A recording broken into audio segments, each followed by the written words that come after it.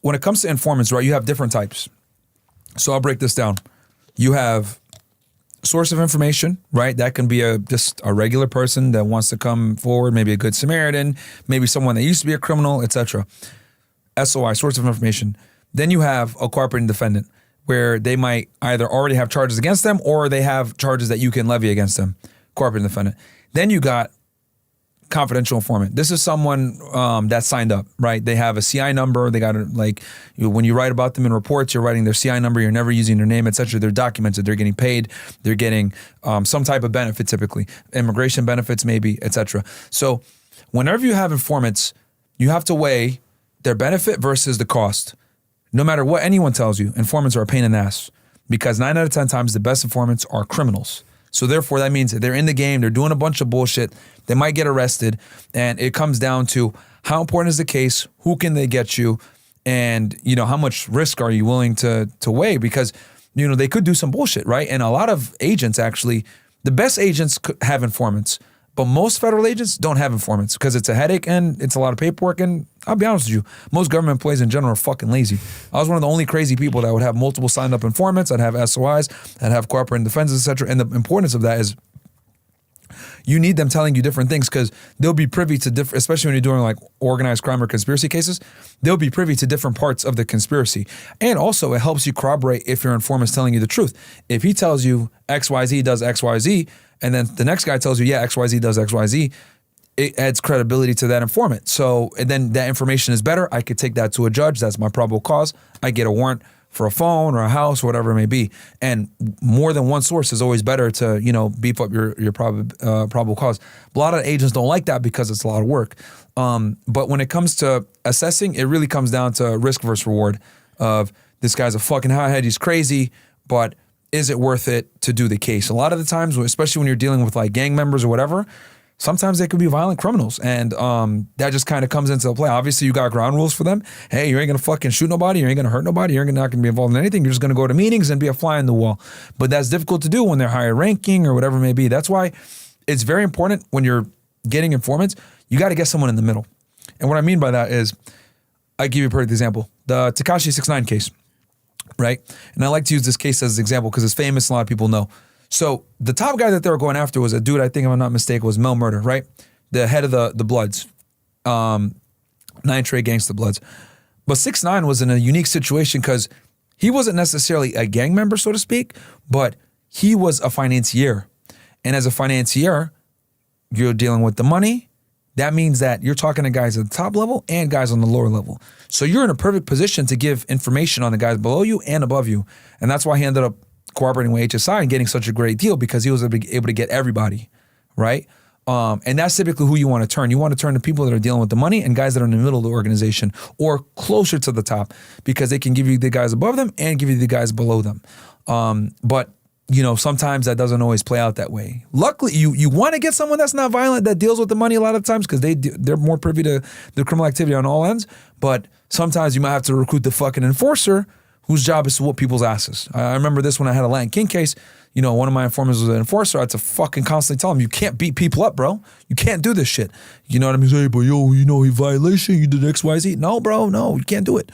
Oh, fuck, man. And then on the side, they might tell one of their homies to go beat somebody up. I can't do it right now, Fed's watching. Right? They'll make up some excuse for why they can't do something. But, it's very, it's a pain in the ass. And it's a unique burden and pain in the ass that most people, will never experience, let alone people in law enforcement. So only the best investigators typically maintain informants because of that very reason. Anyone that is on the job will tell you that. So a guy like Tekashi, what do you think about someone like him that gets such a sweet deal and then goes and gets arrested again? And will the feds protect him from that too, or is he done and over with? So with him, he's what I call a cooperating defendant. So he probably didn't get a CI number. They obviously burned him because he testified in court, etc. So he didn't get a CI number. He was basically just working off charges and he probably got a proffer letter, etc. Which a proffer letter is where you're able to, provide information without being charged. You get sitting there with your attorney, AUSA is across from you, the federal prosecutor, the agent, the case agent, or a case agent, and you just give information without getting prosecuted for it, right? They call it King for a day, proffer letter 5K, safety valve and drug cases, all the same shit basically. You could basically speak without being prosecuted for it. I know you know what that is, but for the I audience, like the audience to know. Yeah, for the audience. Ian knows a lot about this stuff, guys. By the way, we had a discussion beforehand. I'm just like explaining for y'all. I did a reverse proffer. Yeah, you did it. Where you go and you sit down with the AUSA and you hear what they have to say. Because I went to trial. Yeah. Really? Yep. So my lawyer arranged a reverse proffer. We went to the United States Attorney's Office, and in the room was IRS, FBI.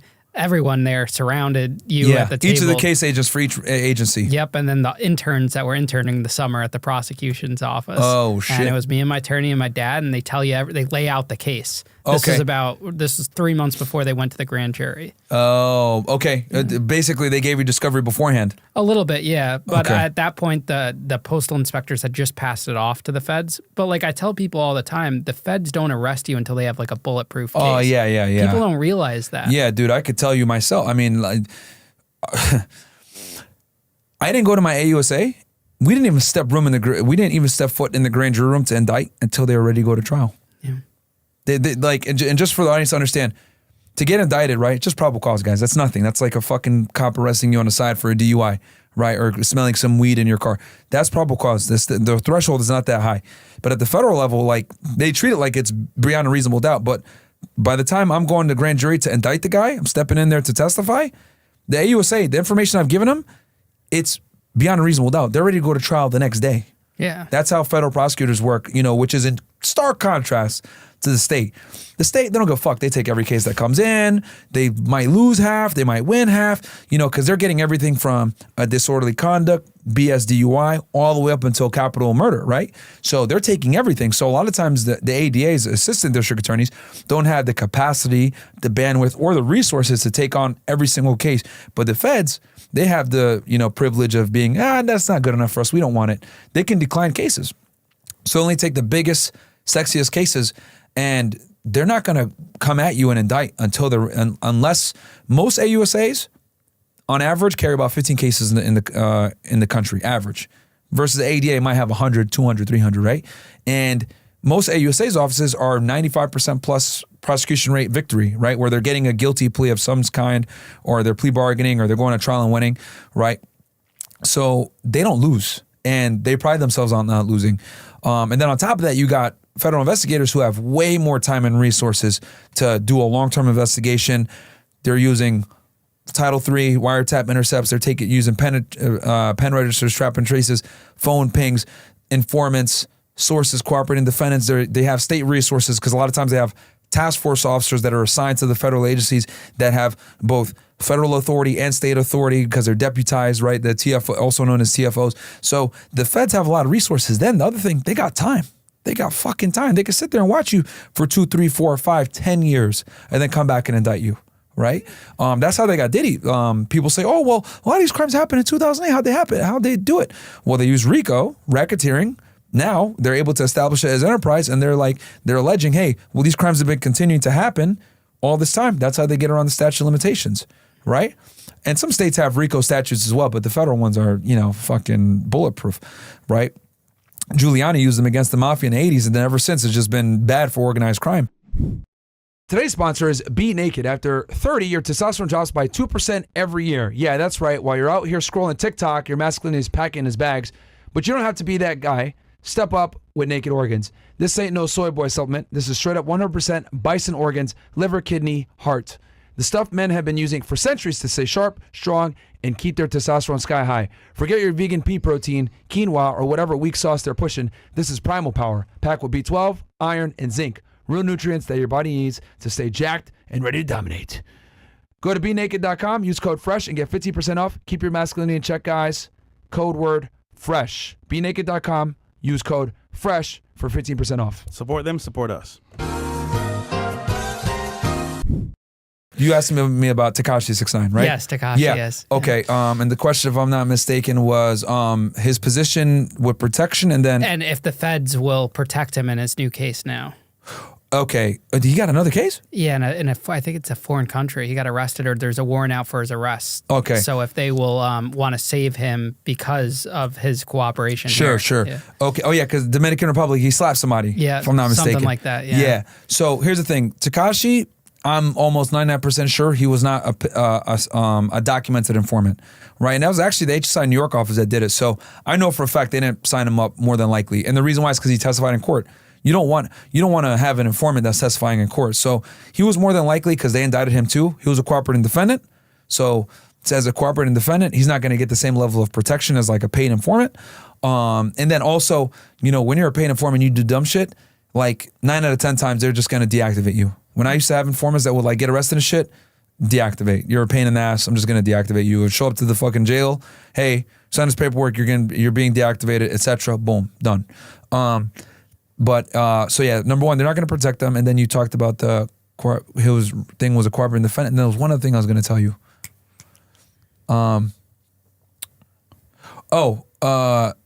His situation with him. Why? Because you had said how he had gotten arrested or indicted, or were you referring to his Dominican Republic case? I was referring to the new DR case one, he right? just got. Yeah. Okay. And how he like blew it. Like he got this sweet deal, and then he goes and blows it. Yeah. He gets in trouble in DR. Yeah. And then honestly, he also kind of blew it because what happened was a lot of people don't know this. Like so he got arrested, if I'm not mistaken, like November 18th, like 2018, right? Sounds and right. and they had brought him in for questioning like a day or two before, saying they wanted to offer him protection, but then they ended up arresting him. A big reason why they kind of like did that shotgun arrest on him was because he was planning to go to like Mohegan Sun. He was going to come out here to Connecticut, and he was going to go gamble. But at the time, and the reason why they had went over to him is because like they were doing wiretaps on the top guy Mel Murda. That's where that infamous phone call with Jim Jones came in, and they said, "Oh yeah, we're going to super violate him."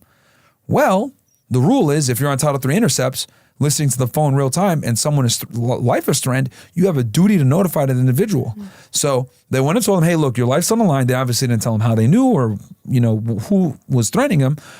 Your life's on the line, etc. We can offer you protection, blah, blah. He's like, no, fuck that shit. I'm not going to go with the feds. Like, this is bad for my career. I'm not going to fuck with y'all. Obviously, this was before they brought him in and they arrested him and told him that, Shotty and all them were fucking his baby mama, and then he decided to cooperate. But at the time, that's like death for you as a rapper to your career. Like, no, I'm not going to do that shit. So he's like, fuck that, I'm not going to go. And then they figure out that he was planning to go to the casinos. Well, that would be a nightmare to follow him to Connecticut, right? Because you have HSI New York running the case, but he's coming into Connecticut. Well, now you got to coordinate with the Connecticut HSI offices, New Haven and Hartford, to watch him. And I think Hartford covers that area. That's their area of responsibility, AOR. So now you got to coordinate with the tribal police too, because they're the ones that run that area. You're familiar with Eastern Connecticut, right? Mm-hmm. So that would be a nightmare where you have to do surveillance on this guy, notify all these different agencies. You don't want to do that because you already got a sensitive case going on where you're investigating a celebrity rapper and a fucking dangerous criminal organization out of New York City, right? And you're on wiretaps as well, so that's a pain in the ass because you need an agent in the wire room 24/7 monitoring it, and then you got to get surveillance units, so it's a pain in the ass to do it. So, and you got to watch him the whole time, and then on top of that, you're watching him. These people said they're going to violate him. Imagine a shootout happens at the casino, and you knew that it could potentially happen. It's a nightmare. So they're like, fuck that. We're just going to arrest this guy because that's a huge liability. You're going into another AOR. You got to watch him, and you're going on tribal ground. A shootout can happen. Someone gets shot or killed. They're going to come after you and be like, what the fuck? Did you know? Did you know? Yeah, we were on the wiretaps. We knew. That's a fucking nightmare. They do that, though. Like I saw it in the Brian Koberger case. The feds were trailing them all the way across America. Yeah. But in that case, though, the crime had been committed. And they weren't on wiretaps knowing that there was imminent danger where someone could potentially die. So if they have if they have knowledge that something can happen beforehand on a wiretap, they have a duty to like stop it. You know what I mean? So, or avoid it. But in that case with Koberger, like that's more historical. He committed the crime. They're following him, etc. They're getting a search warrant on his house. So that's a bit different. But like, was that common for feds to pick that up? No. And so normally with a crime like that, murder 9 out of 10 times falls under state jurisdiction, unless like it's committed in the commission of a federal crime. So let's say me and you rob a bank and my dumb ass shoots somebody and kills them. Well, now we can get hit with the murder because it was during the commission of a bank robbery, which is historically almost always a federal crime because it's FDIC insured. FBI takes lead on that. Or me and you are part of the mafia and we're over here killing motherfuckers, right? Murder is considered a crime under racketeering. So that's when the feds come in. Or like you kidnap someone, take them interstate, then kill them after the fact. So there needs to be some type of federal, typically for feds to take a murder case, there needs to be some kind of nexus to a federal crime, right? You kill a federal agent like Jaime Zapata, rest in peace to him. They killed him in Mexico. He was a former, he was an HSI agent that got killed in Mexico in like 2012. So he was actually out of my home office out of Laredo. The Zetas killed him, right? That was a federal charge because they killed a federal agent and they used a machine gun. If I'm not mistaken, one of the guns traced back to Operation Fast and Furious, where the ATF let a bunch of guns walk into Mexico. Big fucking L. One of the biggest. ATF almost got disbanded after that, but that's a whole other story. But yeah, so typically that's how murder investigations fall under the jurisdiction of the feds, or a crime on the high seas, right, where someone's murdered on a boat. Okay. Then yeah. But the state 9 out of 10 times will take it. But the feds can come in and assist. So in the Koberger case, like they definitely came in and assisted because now the guy's going interstate, the state of because the crime occurred in Idaho, if I'm not mistaken, and he drove all the way to Pennsylvania. So the feds will come in and help with the surveillance, etc. But at the end of the day, the lead agency is going to be, in this case, was it the Idaho State Police or Moscow was the lead? Moscow Police. Moscow Police, Yeah. really? I think so. Yeah, I think they started because he was being held in Moscow. Okay, And then they just switched it. He just got he won the change of venue. Okay. Oh, so they're gonna move it somewhere else? Somewhere else in Idaho. But I don't think it was that. Probably give them more fair trial. Yeah, like Connecticut, if a murder happens, it would be like the state major crime squad or something. Yeah. But I so think Moscow because here's the thing. Like here in Connecticut, it's funny. Like we don't really have sheriff's deputies like that here. I was talking to someone about that earlier. It's not a thing here. It's like we just got state police and then the feds and then the local town police. But like you go to other places, they got sheriff counties off, sheriff's office, etc. So if I'm not mistaken, I thought it was the because I think the local police had it, and then they transferred it to the Idaho State Police, or yes, because that little town, I don't know if they have the capacity to deal with a murder like that. Yeah. So, but that happens often at the state level. It really comes down to the ADA. Like in Texas, for example, because I spent quite a bit of time there. You got the local police, then you got the sheriff's offices, then you got like state police, DPS, special agents, then you got the Texas Rangers. So if it's like a big murder case, a lot of press or anything like that, Texas Rangers will come in and take it typically. So I wouldn't be surprised if like one of their big state agencies doesn't come in and take it. Like the school shooting that just happened in Georgia, GBI took that one right away. The 14-year-old out there, yeah. So. Yeah, the state typically the state like has mirrors of the federal system, but whole other world.